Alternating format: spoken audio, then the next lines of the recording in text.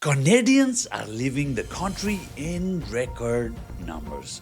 A mortgage renewal tsunami is coming across the country. Home prices are holding near record highs. New home construction is grinding to a halt. First, let's talk about Oakville, Burlington, and Toronto real estate market for the week of September 25 to October 1. This week in Burlington, 115 new listings came to the market with an average list price of 1.4 million, and half of them were detached homes. In total, there are now 902 active listings with 282 detached. The most active price band was just over $1 million between 1 million and 1.25 with total of 19 listings. In total, there are now 902 active listings, of that 382 detached. Sales, however, were slower.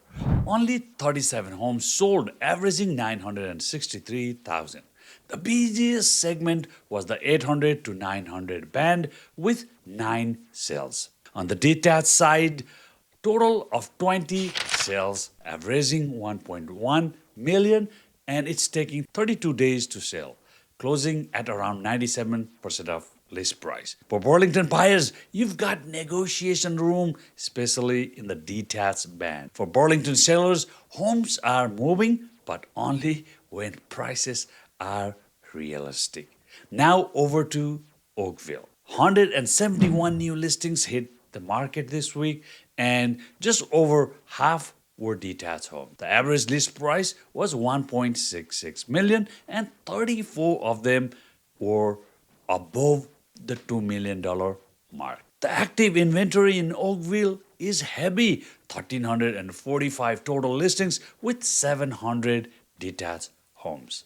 Sales matched just like Burlington at 37, split evenly between detached and other property types. The average sale price was 1.2 million, with homes taking 36 days to sell. For detached, 19 homes sold at an average of 1.4 million, taking 32 days to sell. For Oakville buyers, Oakville gives you choice, especially above the $2 million mark, and this time is on your side. For Oakville sellers, competition is tough. At the higher price points, strategy and presentation matter more than ever. In Toronto, scale is the big story. Over 11,000 active listings, half of them are condominium.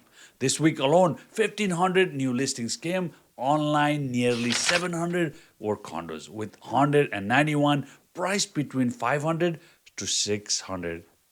The detached homes also surged with 482 new listings, averaging 2.2 million, including 144 above the $2 million mark. On the sales side, Toronto recorded 342 deals. The condos represented 38% of that. 132 units sold at an average of 765,000, taking 30 days to sell. Toronto detached homes saw 118 sales, averaging 1.7 million, with 30 selling above the 2 million. Detached moves quicker, averaging just 21 days. For Toronto buyers, condos are the opportunity play. With over 6,000 available, the leverage is yours. For Toronto sellers, detached homes are holding value and moving quickly. But condos face the heavy competition. Pricing and marketing need to be very sharp. Now back to the headline stories. More Canadians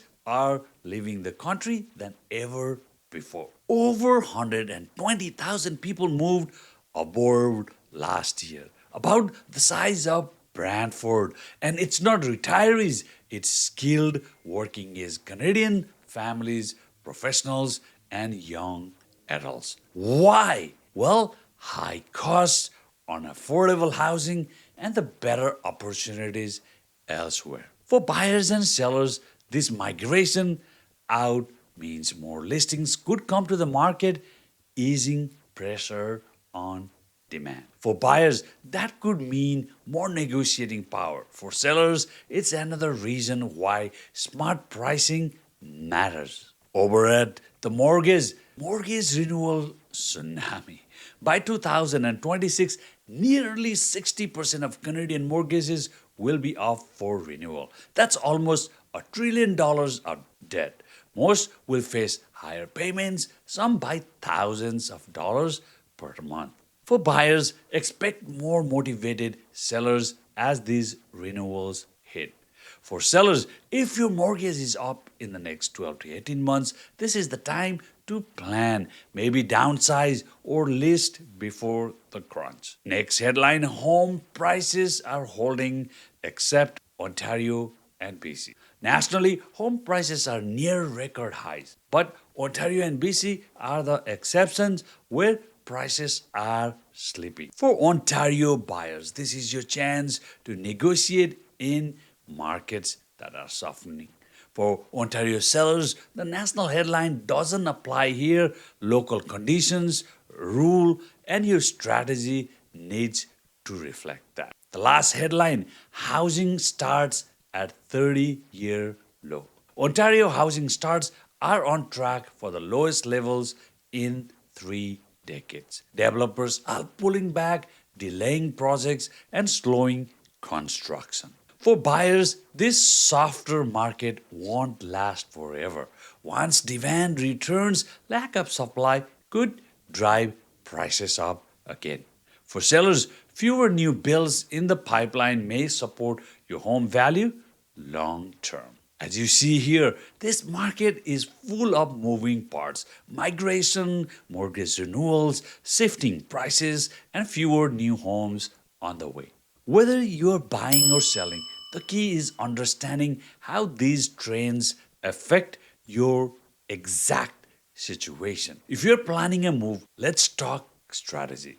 I'll help you navigate the numbers and keep what's yours. My contact information is below. And see you again on next week's report.